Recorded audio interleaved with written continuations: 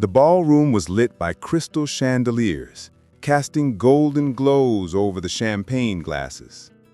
Men in impeccable suits and women in luxurious gowns moved through the space, flashing polite smiles and judgmental glances. The soft music from a string quartet created an elegant yet cold atmosphere. Among the guests, quiet laughter mixed with whispers full of arrogance. Everything seemed perfect, except for those quietly serving in the background. Clara balanced a tray full of glasses, walking carefully to avoid accidents. Her eyes observed every detail of the room, but her heart raced from being in such an oppressive environment. With every polite gesture of service, she felt the weight of the inequality between those who enjoyed and those who merely served. Her feet ached in her worn-out shoes, but she didn't let it show. Necessity spoke louder than discomfort.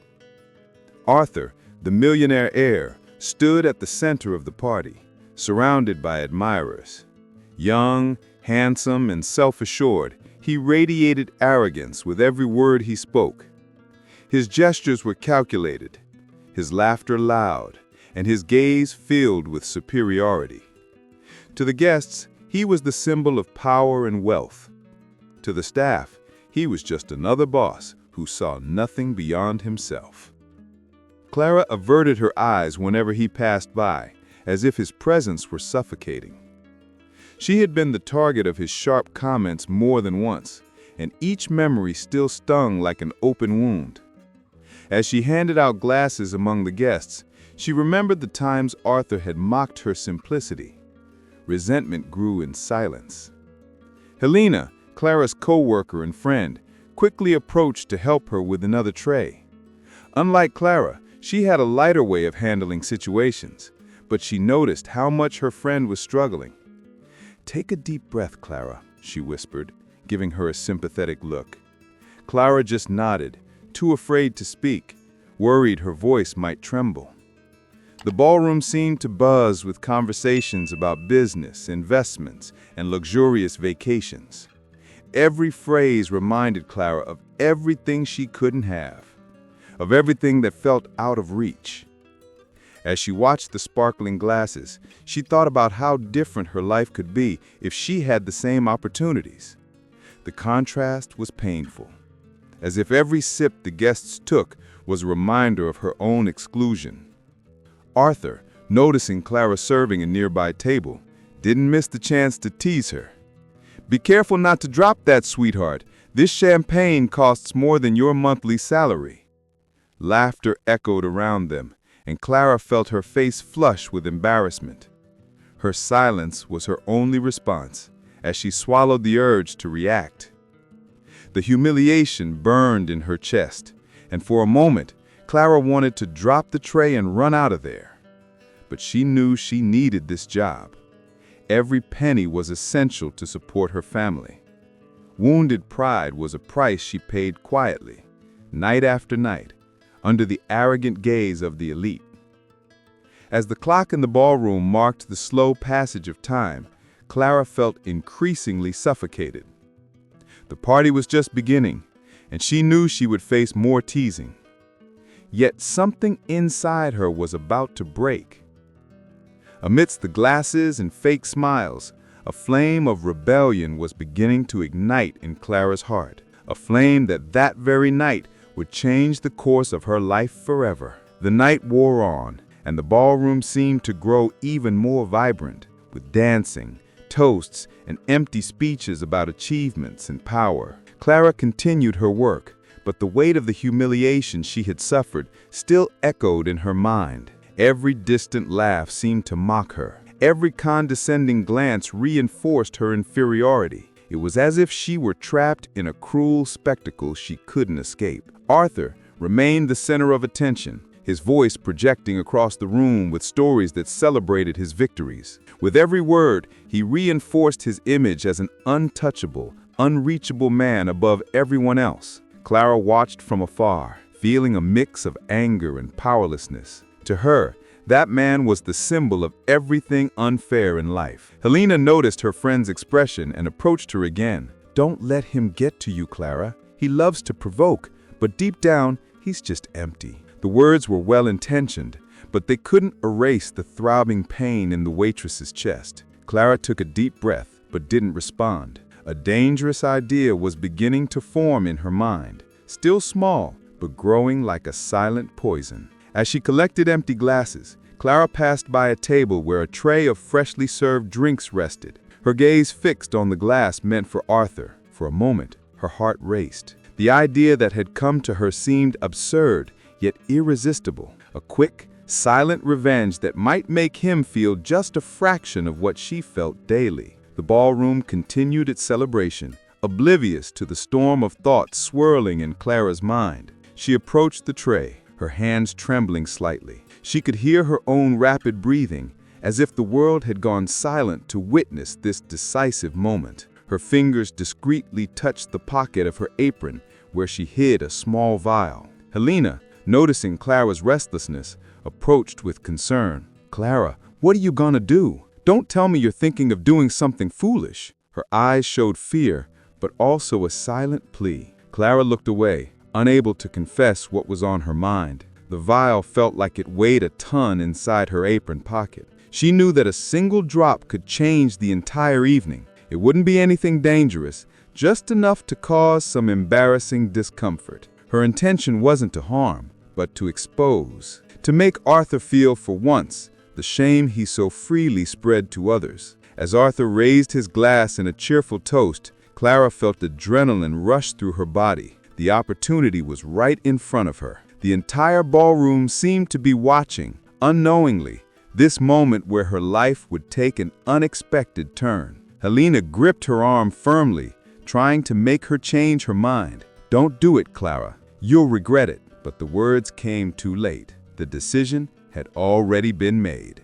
With a quick and discreet movement, Clara let a single drop fall into the millionaire's drink.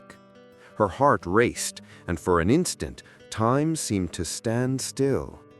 She didn't know it yet, but that small gesture would forever change both their destinies. And if you also believe Clara's fate could change at any moment, subscribe to the channel now. Here, you'll always find heartfelt stories that show how even small gestures can transform lives. Clara stepped away from the table discreetly, trying to hide the nervousness consuming her. The ballroom was still buzzing with the party, but to her, every sound seemed muffled, as if she were in a dream.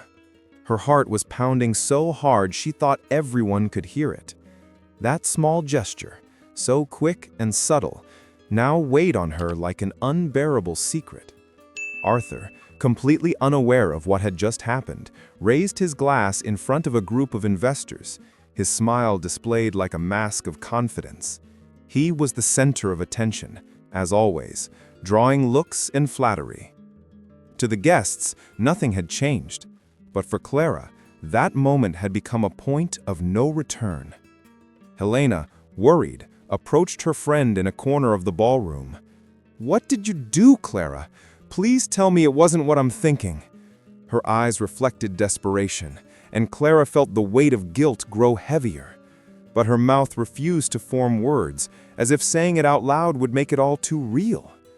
As she watched Arthur bring the glass to his lips, Clara felt her legs tremble. Part of her hoped something would go wrong and he wouldn't drink. Another part wanted to see, once and for all, the arrogant millionaire get a taste of shame. The duality was eating away at her, as if she were torn between justice and remorse. Arthur drank the champagne in one gulp, not suspecting what he had just swallowed. Clara closed her eyes for a moment, as if that could push reality away. When she opened them again, everything seemed to be moving along normally. A cruel doubt began to grow in her mind. What if nothing happened? Time seemed to drag on. Clara continued serving tables, but her attention was completely fixed on Arthur. Every gesture of his was analyzed, every movement watched with anxiety.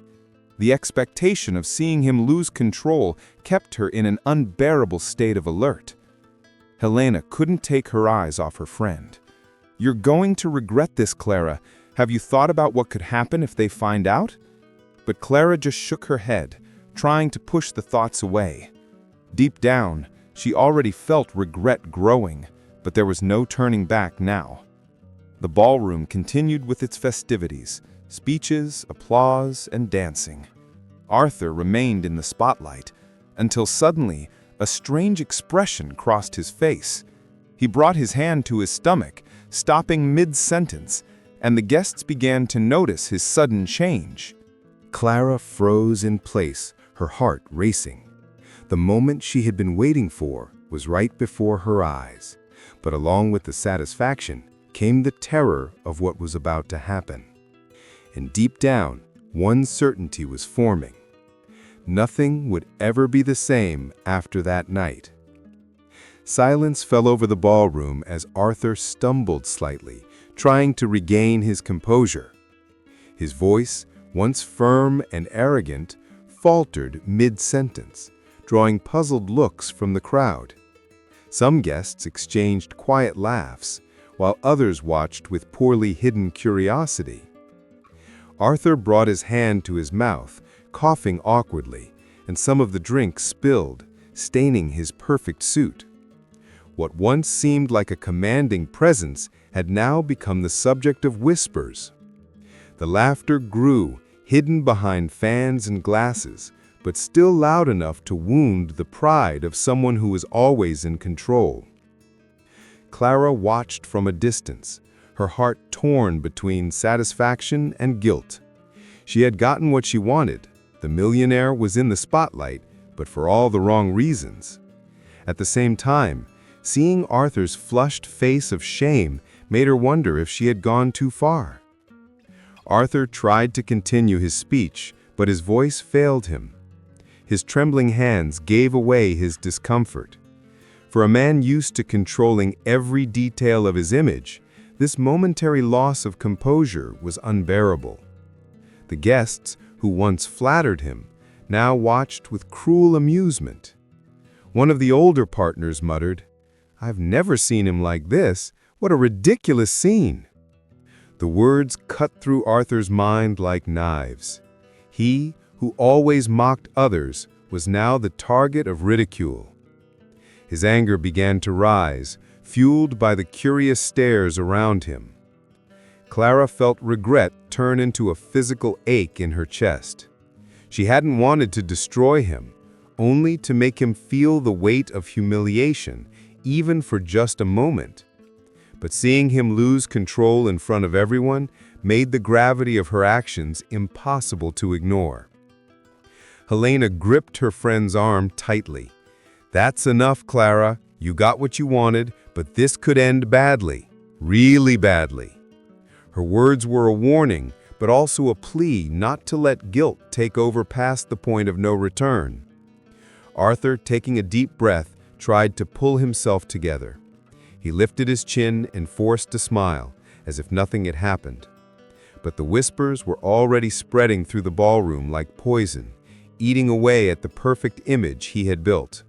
For the first time, he wasn't untouchable. As the music began to fill the room again, Arthur swore to himself that he would find out who had dared to expose him like that, and when he did, there would be no forgiveness. Clara, still holding the tray, felt the weight of the night settle heavily on her shoulders. What had seemed like a small act of revenge had just turned into a storm about to break over her. She moved between the tables, but she could no longer focus on her work. Every step felt heavier, as if she were sinking into a sea of guilt. The brief satisfaction she had felt upon seeing Arthur lose control had completely faded. In its place grew a suffocating sense of dread. She kept remembering his expression, lost for a moment between surprise and shame. It wasn't the face of a powerful man, but of someone stripped of his defenses. That image haunted her, replaying in her mind like a troubling echo.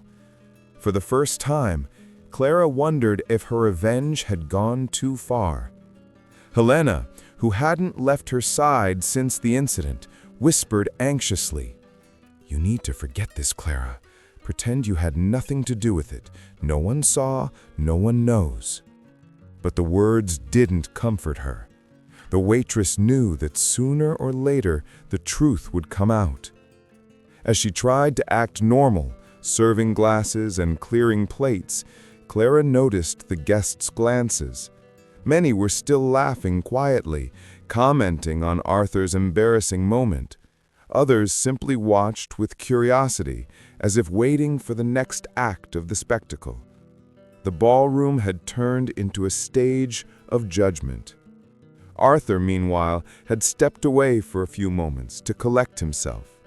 When he returned, his eyes were colder, more calculating, and dangerous. He was no longer the smiling, arrogant heir, but a man wounded in his pride. Clara shivered when she noticed the change in his expression. She tried to convince herself that maybe no one would find out. After all, it was just a drop, a quick gesture, something that could be mistaken for bad luck or coincidence. But deep down, she knew Arthur wouldn't let it go. He always looked for someone to blame, and now would be no different. The music, laughter, and applause couldn't cover the weight pressing down on Clara. Every second dragged on. Every glance felt accusatory. Her body was in the ballroom, but her mind was already torturing itself with possible consequences. Helena insisted once more, "You have to stay calm. If he suspects you, your job is on the line. And you know you can't afford to lose it." Clara took a deep breath, trying to pull herself together. But the feeling that something terrible was about to happen wouldn't leave her. Deep down, she already knew her life had changed from that moment on. The revenge that had tasted sweet for a brief moment now felt bitter. And worst of all, the look in Arthur's eyes made it clear the hunt had already begun. Arthur moved through the ballroom, but he wasn't smiling anymore. His stiff posture and intense gaze made it clear something had changed. He scanned the faces around him, as if searching for clues among the guests and staff. The humiliation he had suffered wouldn't go unpunished. Clara, feeling the weight of his searching eyes, tried to stay calm. But every time Arthur came near, her body tensed with nerves. She knew that if he suspected her, he wouldn't hesitate to expose her in front of everyone. Then the unexpected happened. Arthur called over his right-hand man, Mr. Augusto, and quietly ordered him to discreetly check the glasses, the trays, and even the staff. Word quickly spread among the employees, who now feared becoming targets of suspicion. Helena, desperate, pulled Clara into a corner. "He's going to find out, Clara. You need to think of something now." Panic washed over the waitress, but there was nothing she could do. One wrong move would only make her look more suspicious. Mr. Augusto began quietly questioning some of the waitstaff, inspecting their trays and asking about the evening's procedures. When he approached Clara, her heart nearly stopped. He eyed her distrustfully, watching her every move, every tremor. "Is everything all right, miss?" he asked, in a firm, almost intimidating tone. Clara swallowed hard, said yes, trying her best to sound natural, but the sweat on her forehead gave away her tension. Arthur watched from a distance, his eyes fixed on Clara as if guided by instinct. The silence in his expression was more threatening than any words. Clara felt that from that moment on, there was no escaping. The guests, sensing the strange tension, began whispering among themselves. The scandal was no longer just an embarrassing moment. Now there was a mystery unfolding. Everyone wanted to know who had dared to target the millionaire heir. When Mr. Augusto returned to Arthur, the two exchanged serious looks. Nothing had been proven yet, but suspicion had already taken root. Clara was the weakest piece on the board, and the boss seemed ready to crush her. In that moment, Clara realized the party was over for her. With every second, the feeling that she would be exposed consumed her like fire. And Arthur, with his cold determination, seemed closer than ever to the truth. Arthur walked to the center of the ballroom, raising his hand to interrupt the music and conversations. The once lively atmosphere fell into absolute silence. His eyes swept across the room until they landed on Clara. Her heart raced as if struck by an invisible verdict. Among everyone here, only one would have a reason to want to embarrass me, Arthur said, his steady voice echoing among the guests. Whispers began to spread. The elite, eager for drama, waited for the reveal. Clara stood frozen, her legs feeling like they were about to give way. Arthur took a few steps forward, moving closer to her. "Clara, isn't it? The waitress who always seems bothered by my presence?" His words were spoken like an accusation disguised as an observation. Every eye in the room turned toward her, like invisible arrows piercing her dignity. Clara tried to speak, but no sound came out. Her hands were sweating, her eyes burned, and shame was suffocating her. Helena, standing nearby, whispered softly, "Don't say anything, just hold your ground." But there was no escaping that kind of exposure. Arthur raised the stained glass and held it up for everyone to see. "It was tampered with, and someone here dared to laugh at me. What's more shameful, the act itself or the cowardice of not owning up to it?" Quiet laughter echoed through the room, not directed at Arthur, but at Clara, who was already presumed guilty just by the boss's gaze. The young woman tried to defend herself. I didn't do anything." But her weak voice was drowned out by the weight of suspicion.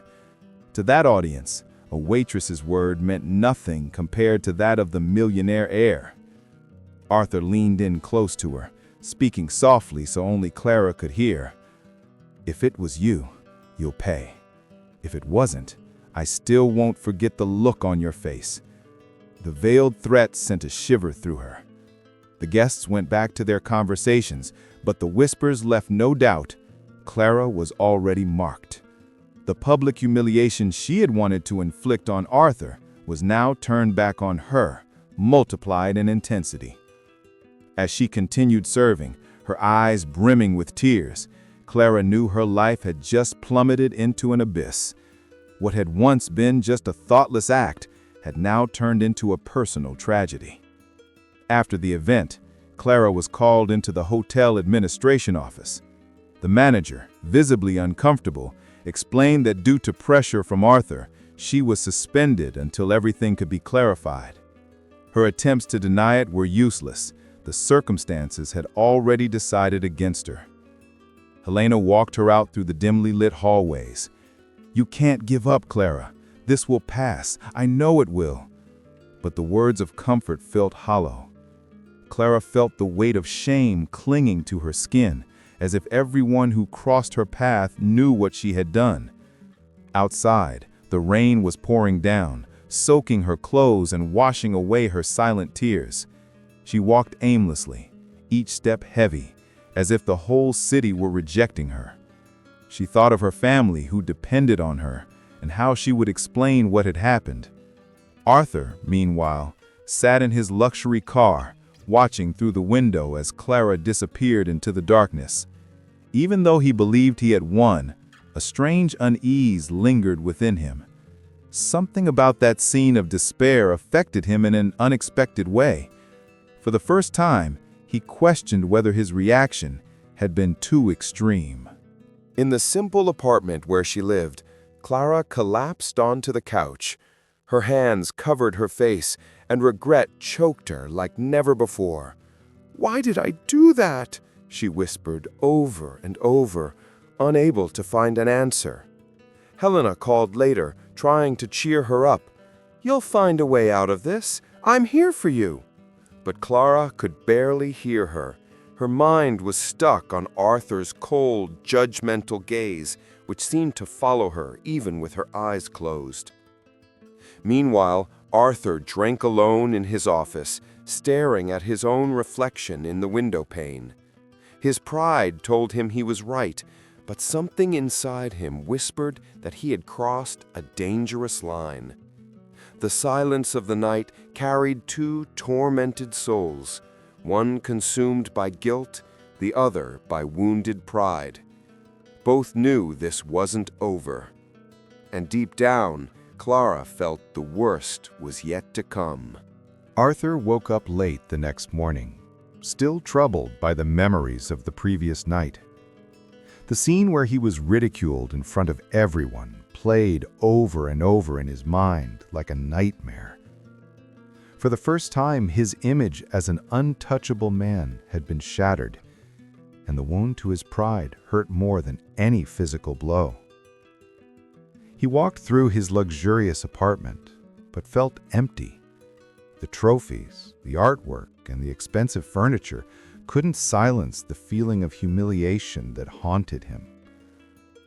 With every scornful glance he remembered from the guests, his desire for revenge grew stronger.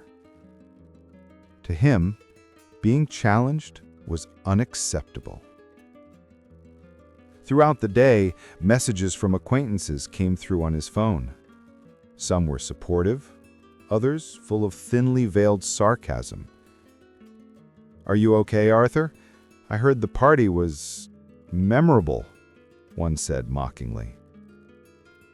He gritted his teeth in anger. The public shame had turned into gossip, eating away at his reputation. But amid his fury, there was something he couldn't ignore. Clara's expression when she was accused, her tear-filled eyes, her body bent under the weight of humiliation. It bothered him in an uncomfortable way. Arthur didn't want to admit it, but he had seen fragility, not just guilt. At the office, Mr. Augusto tried to advise him. "We can let this go, sir. The girl is already suspended. Your image won't suffer further if we leave this in the past." But Arthur refused, slamming his hand on the desk.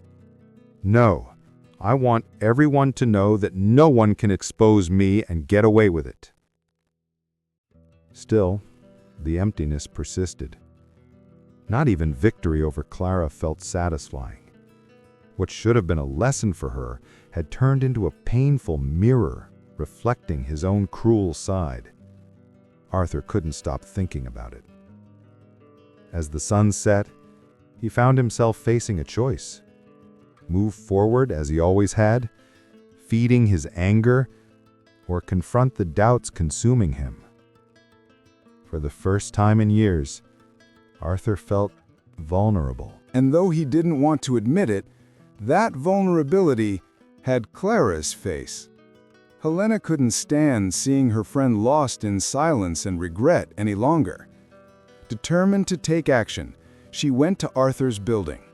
The doorman looked at her strangely, but after her insistence, he allowed her to go up to the millionaire's floor. Arthur was in his office when she walked in without ceremony. "We need to talk," she said firmly. He raised an eyebrow, surprised by her boldness. Few people had the courage to confront him like that.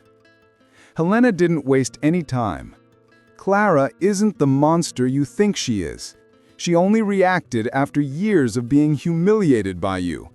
Have you ever stopped to think about what your words and actions do to people?" Arthur stared at her, confused. No one had ever spoken to him that way. She continued, "You exposed her. You destroyed her in front of everyone. But you didn't realize that deep down, she just wanted you to feel for a moment what she feels every day. You turned her life into hell long before that party." Arthur remained silent, but each of Helena's words hit a painful spot. His mind began revisiting moments when he had humiliated Clara, treating her as invisible or inferior. For the first time, he was seeing those moments from a different perspective. "She regrets it, Arthur," Helena concluded, her voice softer now. "Couldn't you see it in her eyes? The shame you felt that night, she carries it with her every day. Do you really think destroying someone like her will bring back the respect you lost?" Arthur looked away toward the window, avoiding the truth in Helena's words. He wanted to believe it was just wounded pride, but deep down, he knew she was right. The arrogance he had always flaunted had turned against him. When Helena said goodbye and left, Arthur was alone with his thoughts. For the first time, he couldn't see Clara as just guilty. Now, he was beginning to see her as a mirror of his own cruelty. And that mirror, reflecting his true self, was harder to face than any public humiliation. Arthur spent the night awake, tormented by Helena's words. His pride told him to keep pursuing Clara to the end, but something inside him begged for a different kind of reflection. He paced back and forth in his apartment, feeling torn between the image he had always cultivated and the doubt now eating away at his mind. He remembered Clara's expression, so defeated, so vulnerable. If she were just an insolent employee, why did that memory still bother him? Why did that silent tear weigh more heavily than all the whispers and laughter of the elite? Arthur knew he had the power to ruin her completely. One word from him, and Clara would never be hired anywhere again. That was the path he had always chosen, to crush anyone who dared challenge him. But for the first time, he questioned whether he truly wanted to go down that road again. Meanwhile, Clara stayed at home, unable to bring herself to go out. Her thoughts were a mix of regret and fear. She knew her life was in Arthur's hands, and that terrified her. Helena tried to comfort her, but even her friend could see that the burden was beyond any words of reassurance. Arthur received calls from allies demanding explanations, asking whether he had punished the waitress yet. The pressure was intense, but something inside him kept him from giving a final answer. It was as if a battle were raging between the arrogant man he had always been and someone new who was just beginning to emerge. He opened a drawer in his desk and took out an old photo of his father, a stern, cold man who had always taught him that showing weakness was the greatest sin. "Don't be like them, Arthur. You're better than that." He remembered his father's words echoing from his childhood. Maybe, he thought, he had taken that advice too literally, and now he was paying the price. Arthur ran his hands over his face and took a deep breath. For the first time, he didn't know which path to take. Getting revenge on Clara seemed easy, but forgiving her required something he had never had the courage to show: humility. And that was exactly what scared him the most. A few days later, Arthur organized a meeting in the hotel's ballroom. He invited some of the guests from the party, his staff, and, to everyone's surprise, Clara. The young woman almost refused the invitation, but Helena insisted she go. "This is your chance to face this head-on," her friend told her. When Clara entered the ballroom, every eye turned toward her once again. She felt small, crushed under the weight of judgment. Memories of the gala night haunted her, but she gathered the strength to hold her head high. She knew she couldn't hide forever. Arthur stood at the center of the room with the same imposing posture as always, but his eyes seemed different, less harsh, more thoughtful. The room was completely silent, everyone waiting for him to announce Clara's final punishment. Clara took a deep breath, and before he could speak, found the courage to say, "It was me. I put something in your drink. I did it because I wanted you to feel a fraction of the shame you've so often made me feel. It wasn't right, and I regret it. I accept whatever consequences come my way." Her firm voice surprised everyone. A murmur spread throughout the room. Some laughed, others looked at her with contempt, but Arthur remained still, studying every word. Clara's courage hit him like an invisible blow, disarming any speech he had rehearsed. He could have humiliated her right then and there, confirmed her guilt, and closed the matter. But something inside him screamed against that decision. For the first time, he didn't just want to win to prove his power. He wanted to understand, maybe even make things right. Arthur took a step forward and said in a steady voice, "She's right. What she did was wrong, but the reason behind it was me. If Clara felt she had to act that way, it's because I created that environment of humiliation. I failed as a leader, and I failed as a human being." The reaction was immediate. The guests exchanged stunned glances, unable to believe that Arthur, the arrogant heir, was admitting fault. For Clara, his words came as an unexpected relief, but also an invitation to something greater, the possibility of change. And in that moment, their fates became irreversibly intertwined. The ballroom remained silent after Arthur's words. It was as if no one could believe what they had just heard. The man known for his arrogance and coldness had admitted his mistakes in front of everyone. The shock on the faces of the elite was clear, and Clara could barely breathe at the unexpected turn of events. Arthur lifted his gaze, steady, and continued. "She's right. What she did was wrong, but the reason behind it was me. If Clara felt she had to act that way, it's because I created that environment of humiliation. I failed as a leader, and I failed as a human being." His words, though heavy, sounded sincere.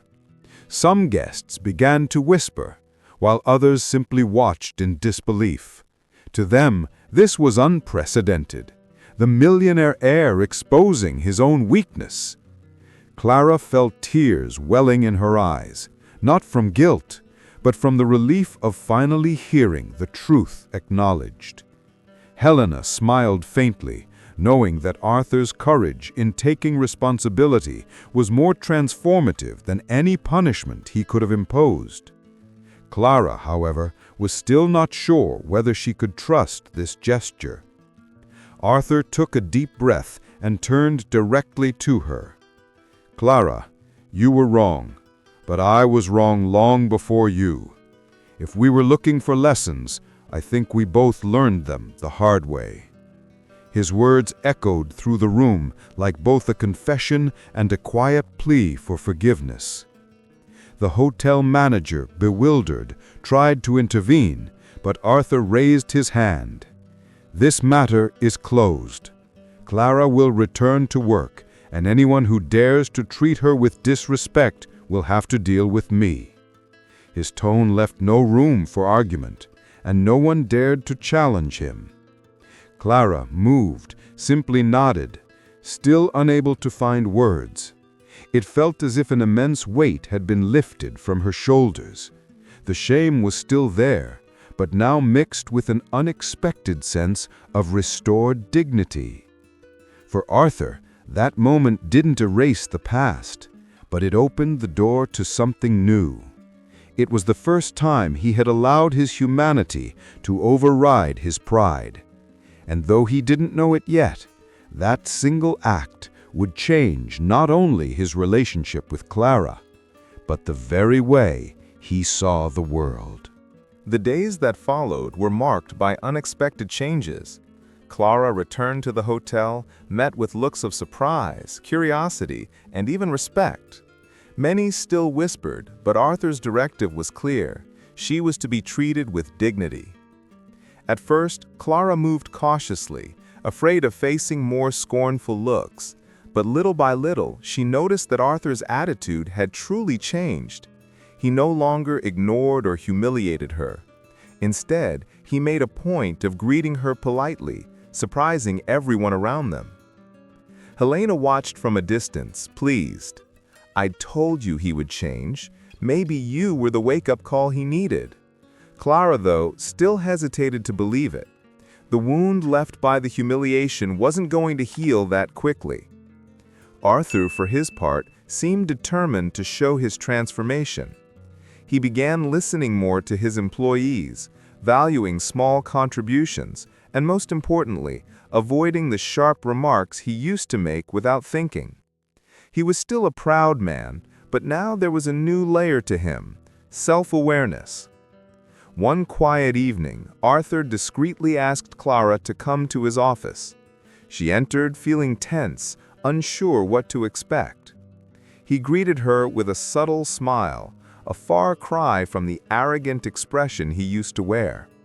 "I wanted to thank you," he said.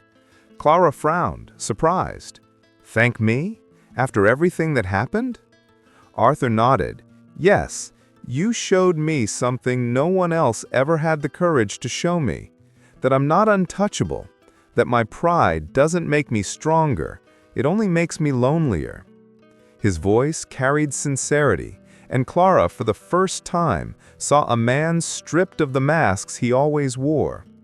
She didn't respond right away, but she felt something shifting between them. The resentment was still there, but now it mingled with a strange sense of compassion. This wasn't just about rebuilding Arthur's reputation or Clara's dignity. It was the beginning of a bridge between two different worlds, brought together by a mistake that had turned into a lesson, and perhaps into something even greater. The hotel was quiet after another night of work. Clara was putting away trays in the kitchen when she heard footsteps approaching.